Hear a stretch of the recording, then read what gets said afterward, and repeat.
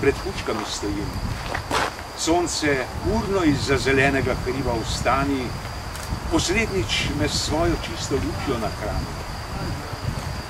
Pred puškami stojim in vidim veliki vzrok in duha, ki je kriv, a kdor mori, je mrtev in mrtvi ostane živ. Pred puškami stojim. Ljubim ta svet, slednjo pil, slednjo travo in tople človeške oči, uprte v časov daljave. Pred puškami stojim. Tukaj je 163 ljudi, ki je izgubilo svoje življenja, darovalo za našo domovino in med njim je tudi dr.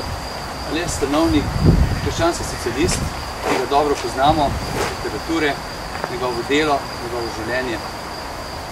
Rodil se je leta 1901 in bil pravzaprav res otrok tega prvega dela 20. stoletja, ko je kot majhen otrok v zavedi slovenski družini očeta Ivana, ki je bil globoko verna družina, ampak ni bila pa klerikalna. Pravzaprav zavedali so se, kaj je vera, kaj so te vrednote in drugo, da se da pa tudi vero izkoriščati in zato pa niso bili v politične namene najlepši.